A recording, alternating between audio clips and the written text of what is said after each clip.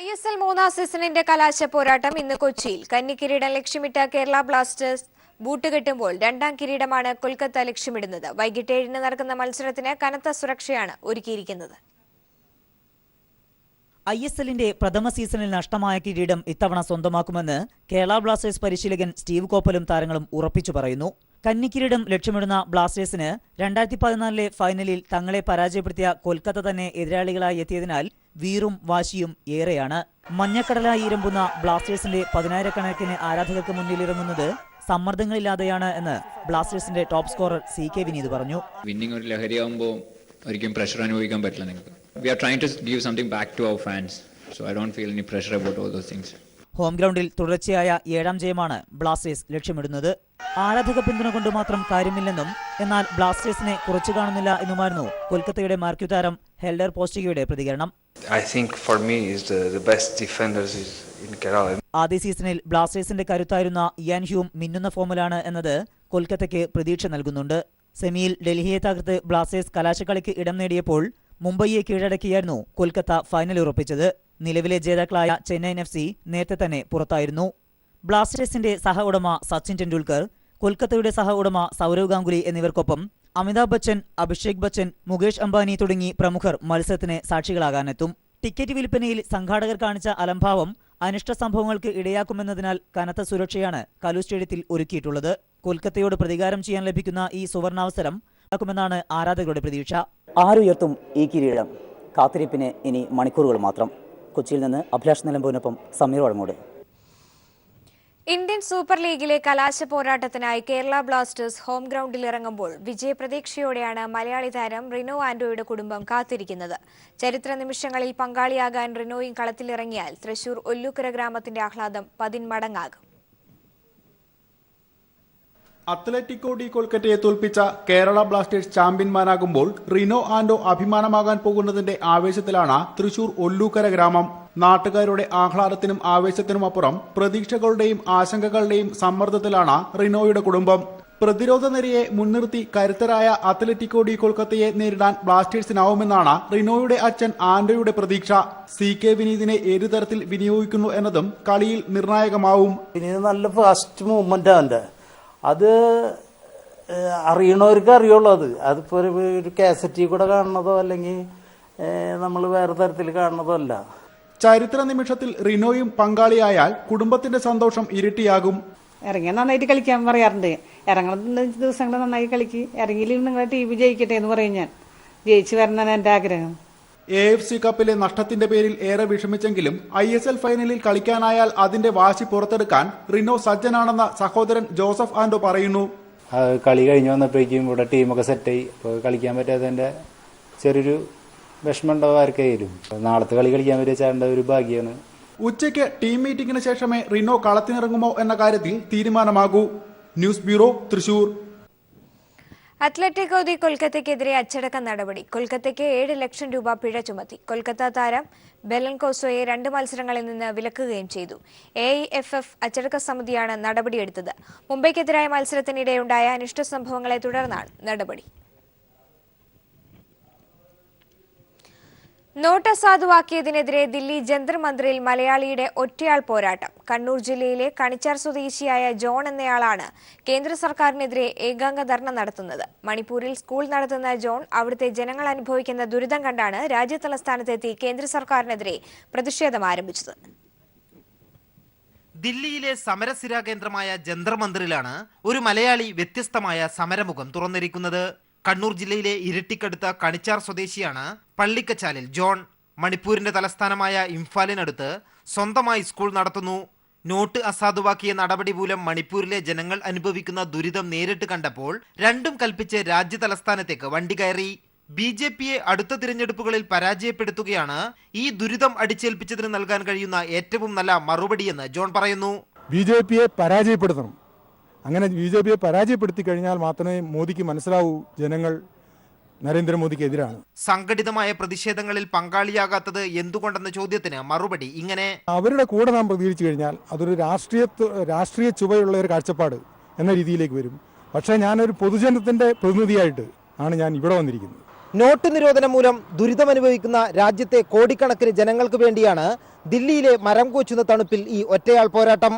ദില്ലിയിലെ ജന്തർ മന്ദിറിൽ നിന്നും cameraman Rajeev കണ്ണാടിക്കൊപ്പം M Santhosh. കേന്ദ്ര സർക്കാരിന്റെ നോട്ട് നിരോധന നടപടിയെ തുടർന്ന് കേരളത്തിലെ സഹകരണ സ്ഥാപനങ്ങൾ നേരിടുന്ന പ്രതിസന്ധി തരണം ചെയ്യാൻ സംഘടിപ്പിച്ച സഹകരണ മേഖലാ സംരക്ഷണ ക്യാമ്പയിന്റെ ജില്ലാതല ഉദ്ഘാടനം വൈദ്യുതി വകുപ്പ് മന്ത്രി എം മണി നിർവഹിച്ചു. കട്ടപ്പനയിൽ നടന്ന പരിപാടിയിൽ ജില്ലാ ബാങ്ക് പ്രസിഡന്റ് എം അഗസ്തി അധ്യക്ഷനായിരുന്നു. സമ്മേളനത്തിന് ശേഷം സഹകാരികളുടെ ഭവന സന്ദർശന പരിപാടിയും സംഘടിപ്പിച്ചു.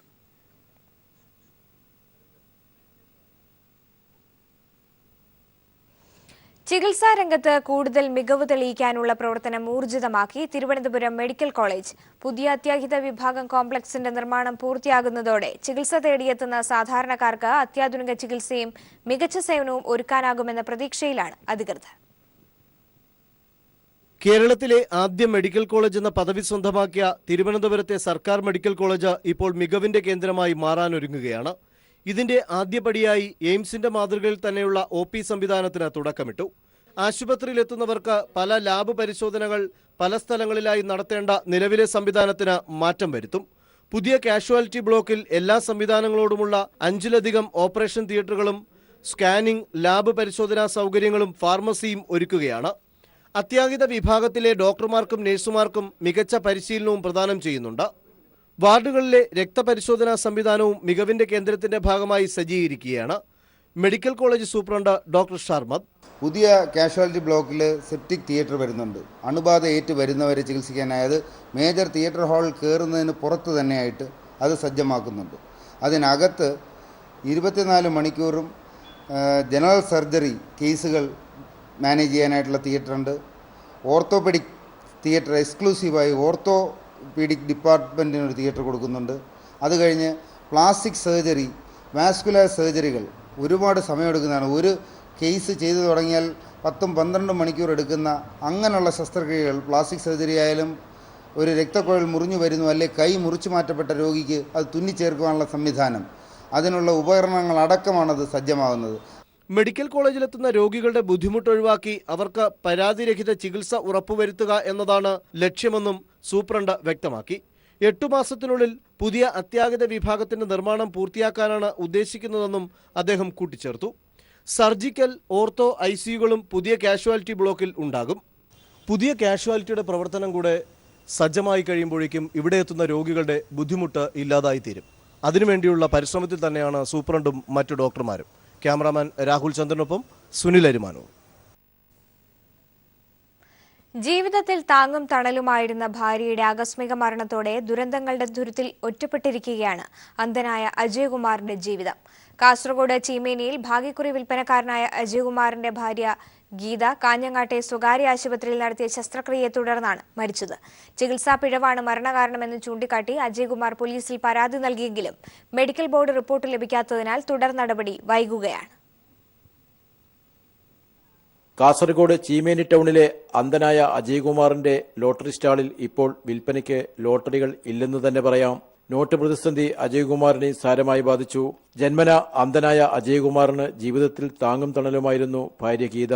1 വർഷം മുമ്പ് ആദ്യ പ്രസവത്തോടനുബന്ധിച്ച് കാഞ്ഞങ്ങാട്ടെ സ്വകാര്യ ആശുപത്രിയിൽ നടത്തിയ ശസ്ത്രക്രിയയിൽ ഉണ്ടായതായി പറയപ്പെടുന്ന പിഴവിനെ തുടർന്ന് ഗീത മരണപ്പെട്ടു.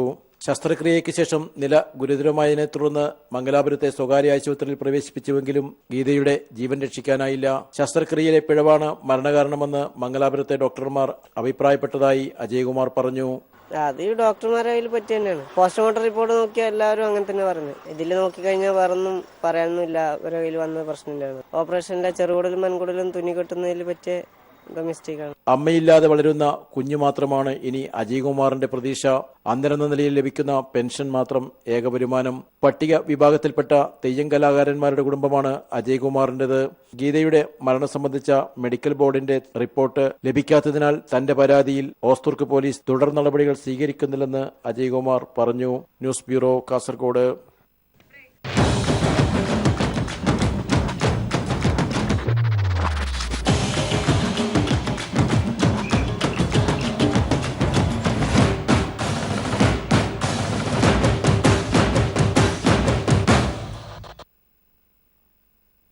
തീർച്ചയായിട്ടും നല്ലൊരു മാച്ച് നമുക്ക് കാണാം. ഇത്രയധികം കാണികൾ എന്തായാലും ബോറടിപ്പിക്കില്ല.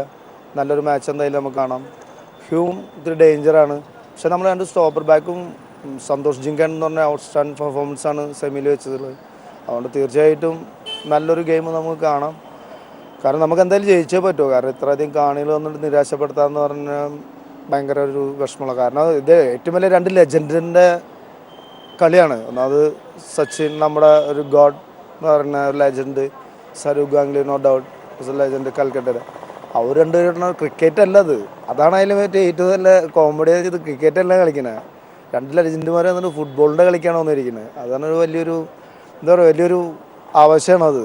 കാരണം കാണികൾ ഇങ്ങനെ അതിനകത്ത് സച്ചിനെ വിളിക്കണോ അതോ സരൂഖ് ഗാംഗുലിനെ വിളിക്കണോ എന്നുള്ളൊരു, അല്ലെങ്കിൽ സച്ചിൻ സച്ചിൻ സച്ചിൻ എന്ന് പറയാം. ഇപ്പോൾ ആരെ വിളിക്കുക, പക്ഷെ നമ്മുടെ ടീമായതിനൊക്കെ സച്ചിൻ തന്നെ വിളിക്കുള്ളൂ എന്തായാലും. തീർച്ചയായിട്ടും ജയിക്കണം നമുക്ക്, കാരണം വേറെ ഓപ്ഷനൊന്നുമില്ല. കാരണം ലാസ്റ്റ് കളിയാണ്, ഡു ആൻഡ് ഡേ എന്നാ പറയുക. നമുക്ക് ജയിച്ചാൽ ഇത്രയധികം കാണികൾ വരെ നിരാശപ്പെടുത്തി പോകാണ്ടിരിക്കാൻ പറ്റുള്ളൂ.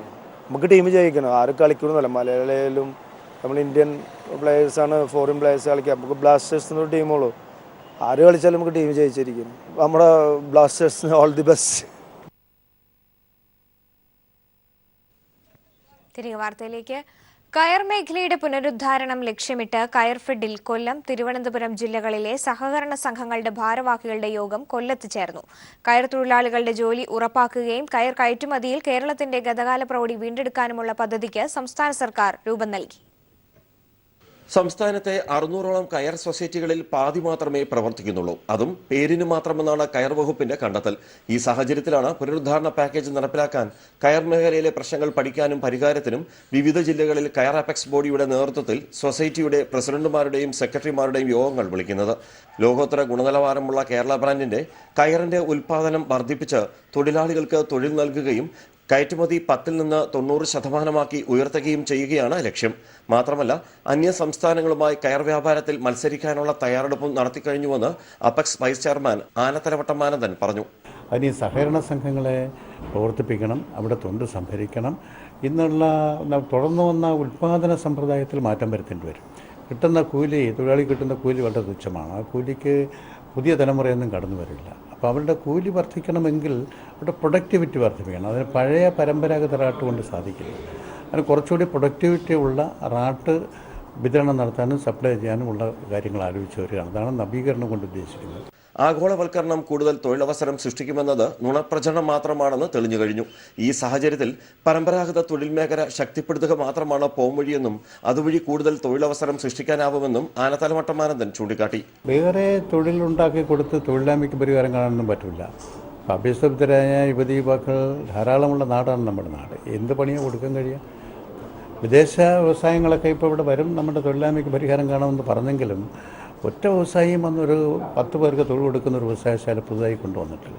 അപ്പോൾ നമ്മുടെ മണ്ണിൽ നിന്നുകൊണ്ട് നമ്മുടെ ഇവിടെ ആളുകൾക്ക് നമ്മുടെ ഈ അസംസ്കൃത ഉൽപ്പന്ന വസ്തുക്കൾ ഉപയോഗിച്ചുകൊണ്ട് എങ്ങനെ തൊഴിൽ സൗകര്യങ്ങൾ വർദ്ധിപ്പിക്കാൻ കഴിയുമെന്നുള്ള കാര്യമാണ് ആലോചിക്കുന്നത്. പുനരുദ്ധാരണ പാക്കേജിൽ ജീവനക്കാരുടെ ശമ്പള വർധനവ് ഉൾപ്പെടെ പരിഗണിച്ചേക്കും. ഒരാഴ്ചയ്ക്കുള്ളിൽ ആലപ്പുഴ മുതൽ കാസർഗോഡ്, കണ്ണൂർ വരെയുള്ള ജില്ലകളിലും അപെക്സ് മീറ്റിംഗുകൾ വിളിച്ചു ചേർക്കും. രാജ്കുമാർ, ന്യൂസ് ബ്യൂറോ, കൊല്ലം. അടഞ്ഞുകിടക്കുന്ന സ്വകാര്യ കശുവണ്ടി ഫാക്ടറികൾ തുറക്കണമെന്നാവശ്യപ്പെട്ട് കാഷ്യൂ വർക്കേഴ്സ് സെന്റർ CITUവിന്റെ നേതൃത്വത്തിൽ ആരംഭിച്ച അനിശ്ചിതകാല നിരാഹാര സമരം 2 ദിവസം പിന്നിട്ടു. തൊഴിലാളികളെ പട്ടിണിക്കിട്ട് മുതലാളിമാർ മറ്റു സംസ്ഥാനങ്ങളിൽ കൊണ്ടുപോയി ലാഭമാക്കുന്നത് തടയുന്ന സ്ഥിതിയിലേക്ക് സമരരീതി മാറാതെ നോക്കേണ്ട ഉത്തരവാദിത്തം മുതലാളിമാർക്കുണ്ടെന്ന് CITU നേതാവ് ആനത്തലവട്ടം ആനന്ദൻ മുന്നറിയിപ്പ് നൽകി. 50 കേന്ദ്രങ്ങളുടെ മുമ്പിലേക്ക് നിരാഹാര സമരം വ്യാപിപ്പിച്ചു. മറ്റ് കശുവണ്ടി ഫാക്ടറികളിലേക്കും സമരം തുടങ്ങാനാണ് കാഷ്യൂ വർക്കേഴ്സ് സെന്റർ CITUവിന്റെ തീരുമാനം. ബോധപൂർവം പൂട്ടിയിട്ടിരിക്കുന്ന കശുവണ്ടി ഫാക്ടറികൾ തുറക്കണമെന്നാവശ്യപ്പെട്ടാണ് സമരം. തൊഴിലാളികളെ ഉപയോഗിച്ച് സമ്പന്നരായവർ ഇപ്പോൾ തൊഴിലാളികളെ തെരുവിൽ ഉപേക്ഷിച്ചെന്നും തോട്ടണ്ടി വാങ്ങി മറ്റ് സംസ്ഥാനങ്ങളിൽ കൊണ്ടുപോയി സംസ്കരിച്ച് കോടികൾ കൊയ്യാൻ അനുവദിക്കാത്ത സമരമുറകൾ തൊഴിലാളികൾ സ്വീകരിക്കുമെന്നും ആനത്തലവട്ടം ആനന്ദൻ മുന്നറിയിപ്പ് നൽകി. മുതലാളിമാർ തോട്ടണ്ടി വാങ്ങി സ്റ്റോക്ക് ചെയ്തിട്ട് വേറെ എവിടെയെങ്കിലും കൊണ്ടുപോയി പ്രോസസ്സ് ചെയ്യുന്നുണ്ട്. അതൊന്നും കുറേ കഴിഞ്ഞാൽ അനുവദിക്കപ്പെട്ടില്ല. തൊഴിലാളികളുടെ തൊഴിലും ജീവിതവും ഇല്ലാതാക്കിക്കൊണ്ട് മുതലാളിമാർക്ക് ലാഭം കിട്ടുന്ന മാർഗം മാത്രം സ്വീകരിച്ചു പോയാൽ അത് കൂടുതൽ അസംതൃപ്തി ഉണ്ടാവും. ആ അസംതൃപ്തി വലിയ പൊട്ടിത്തെറിയിലേക്ക് എത്തിച്ചേരും. തൊഴിലാളികൾ പട്ടിണി കിടക്കുമ്പോൾ നോട്ട് പ്രശ്നം പറഞ്ഞ് കൂലി നിഷേധിക്കുന്നത് പ്രതിഷേധാർഹമാണെന്ന് CITU നേതാവ് എളമരം കരീം പറഞ്ഞു. വിവിധ സമരകേന്ദ്രങ്ങളിൽ നിരാഹാരം അനുഷ്ഠിക്കുന്നവർക്ക് അഭിവാദ്യം അർപ്പിച്ച് C2 നേതാക്കളായ ആനത്തലവട്ടം ആനന്ദനും എളമരം കരീമും സംസാരിച്ചു. ന്യൂസ് ബ്യൂറോ, കൊല്ലം.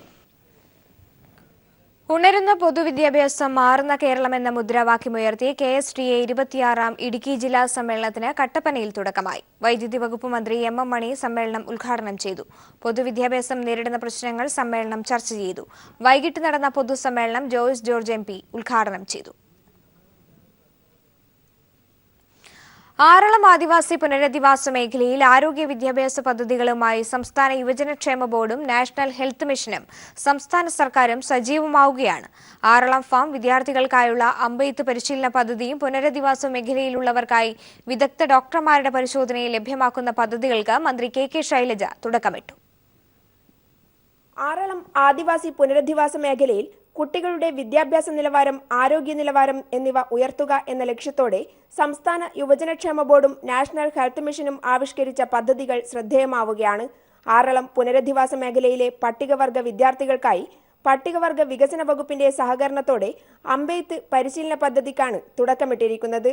ട്രൈബൽ സ്കൂളിലെ വിദ്യാർത്ഥികളുടെ കൊഴിഞ്ഞുപോക്ക് തടയുക മാത്രമല്ല, വിദ്യാർത്ഥികൾക്ക് തലമുറകളായി ലഭ്യമായിട്ടുള്ള കഴിവുകൾ പുറത്തു കൊണ്ടുവരുന്നതിനും സമൂഹത്തിന്റെ പൊതുധാരയിലേക്ക് ഇവരെ എത്തിക്കുന്നതിനും ദേശീയതല മത്സരങ്ങളിൽ പ്രാപ്തരാക്കുന്നതിനും ലക്ഷ്യമിട്ടുള്ളതാണ് പദ്ധതി.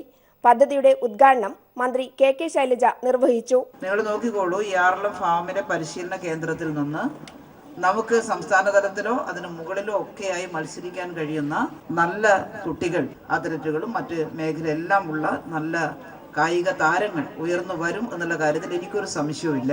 അതേസമയം ആരോഗ്യ സുരക്ഷ ഉറപ്പുവരുത്തുന്നതിനായി ആറളം ഫാം 7ാം ബ്ലോക്കിൽ തുടി സ്പെഷ്യാലിറ്റി പോളിക്ലിനിക്കിന്റെ ഉദ്ഘാടനവും മന്ത്രി നിർവഹിച്ചു. ശിശുരോഗ വിഭാഗം, ഗൈനക്കോളജി, ദന്തരോഗം, നേത്രരോഗം തുടങ്ങി എല്ലാ ബുധനാഴ്ചകളിലും വിദഗ്ധ ഡോക്ടർമാരുടെ സേവനം ലഭ്യമാക്കും വിധമാണ് ക്ലിനിക്കിന്റെ പ്രവർത്തനം. അപ്പോൾ നിങ്ങൾ ആലോചിച്ച് നോക്കൂ, ആഴ്ചയിൽ ഒരിക്കൽ ഈ 4 സ്പെഷ്യലിസ്റ്റ് ഡോക്ടർമാർ ഇവിടെ വരുന്നു, ഈ ഫാമിൽ നിന്ന് അവിടെ എത്തിക്കുന്ന പേഷ്യൻസിനെ നോക്കുന്നു. ആറളം ഫാം ഒരു പുതിയ മാറ്റത്തിന്റെ തുടക്കത്തിലാണ്. ആരോഗ്യവും വിദ്യാഭ്യാസവും ഒരുപോലെയുള്ള പുതിയ തലമുറയെ വാർത്തെടുക്കാനുള്ള ഒരുക്കത്തിൽ. PV Joshila, news bureau, Kannur. Muhammad Rafi സ്മാരകവുമായി മുംബൈ മലയാളി. സംഗീത സാമ്രാട്ടിനായി ഒരുങ്ങുന്ന സ്മാരകത്തിന്റെ ഉദ്ഘാടനം ഈ മാസം 24-ന് ബാന്ദ്രയിൽ നടക്കും. അഭിമാന നിമിഷങ്ങളെന്ന് സ്മരണകൾ പങ്കുവച്ച് റഫി കുടുംബം.